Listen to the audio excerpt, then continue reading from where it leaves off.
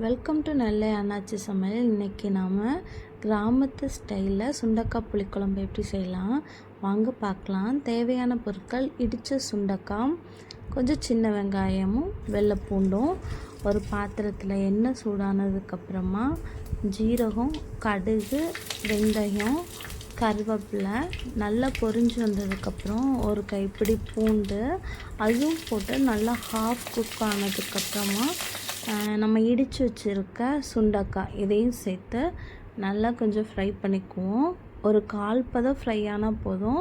இது கூட நம்ம சின்ன வெங்காயத்தையும் ஆட் பண்ணிடலாம். சுண்டக்காய் புளிக்குழம்பு ரொம்ப நல்லது, மாதம் ஒருக்காவது. நீங்கள் எல்லோரும் இந்த மாதிரி ட்ரை பண்ணுங்கள். இதுக்கு தேவையான மசாலா இது பக்கத்துலேயே நம்ம கூட ரெடி பண்ணிவிடுவோம். இதை நல்லா ஃப்ரை பண்ணி கிளறி வச்சுட்டு மூடி போட்டுருவோம்.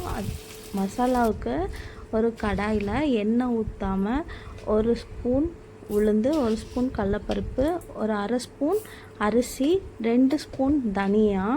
இது எண்ணெய் ஊற்றாமல் நல்லா வறுக்கணும்.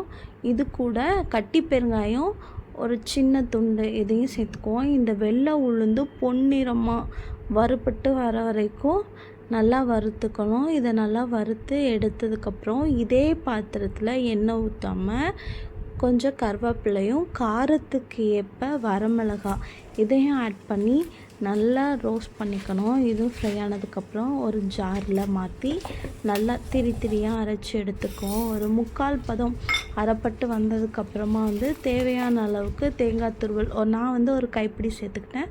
உங்களுக்கு எப்படி வேணுமோ அந்த மாதிரி சேர்த்துட்டு அதையும் நல்லா வறுப்பட்டு எடுத்துக்குவோம். அதுக்கப்புறம் 2 பழுத்த தக்காளியை வெட்டி சுண்டக்காய் கூட சேர்த்துட்டு இதுவும் நல்லா சுண்டக்காய் இதெல்லாம் சேர்ந்து நல்லா குழம்பாக கொஞ்சம் மாறி வந்ததுக்கப்புறம் அரைச்சி வச்ச மசாலாவையும் சேர்த்து நான் ஒரு லெமன் சைஸ் புளி அதையும் கரைச்சி ஊற்றிக்குவோம். தேவையான அளவு உப்பு, தண்ணி இது எல்லாத்தையும் ஆட் பண்ணிவிட்டு இது கூட உப்பு, மஞ்சள்தூள் இதை தவிர வேறு எந்த மசாலாவும் வேண்டாம். நல்லா கிளறி விட்டு மூடி போட்டு வேக வச்சுட்டா ஒரு 1/4 மணி நேரத்தில் குழம்பு ரெடி ஆயிரும். இதுக்கு இது கூட நான் ஒரு காம்போவாக என்ன எடுத்திருக்கேன்னா பாவக்காய், பொரிச்ச பாவக்காய் ரெடி பண்ணலான்னு அதுக்கு ரவுண்ட் வெட்டி 65 மசாலா, பெருங்காயத்தூள், மஞ்சள் தூள், அரிசி மாவும் 1 ஸ்பூன் எண்ணெயும் சேர்த்து நல்லா கலந்து வச்சுடுவோம். இது ஒரு 5 மினிட்ஸ் ஊறட்டும். பொதுவாக சுண்டக்காவும் பாவக்காவும் ரொம்ப நல்லது. இது வயிற்றில் இருக்க பூச்சி இது எல்லாத்தையும் கொன்னிடும். நமக்கு ரொம்ப ஆரோக்கியமானது. இது மாதம் ஒருக்காவது எல்லாருமே ட்ரை பண்ணுங்கள். ரொம்ப ஹெல்த்தியான ஒரு ஃபுட்டு.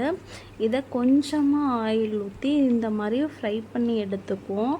இந்த காம்போ நிஜமாகவே ரொம்ப நல்லாயிருக்கும். எல்லோரும் ட்ரை பண்ணி பார்த்துட்டு எப்படி வந்ததுன்னு எனக்கு சொல்லுங்கள். ஒரு 10 நிமிஷத்தில் குழம்பும் ரெடி ஆகிடும். சைட் பை சைடு இதுவும் ரெடி ஆகிடும். இது கூட நான் வேக வச்ச முட்டையும் சேர்த்துக்கிட்டேன். 10 நிமிஷம் கழித்து ஓப்பன் பண்ணும்போது இப்படி தான் இருந்துச்சு. ஆவி பறக்க எண்ணெய்லாம் நல்லா மேலே பிரிஞ்சு வந்துட்டு நான் இந்த குழம்புக்கு நல்லெண்ணெய் தான் யூஸ் பண்ணேன். நீங்களும் நல்லெண்ணெயே யூஸ் பண்ணுங்கள், ரொம்ப நல்லாயிருக்கும்.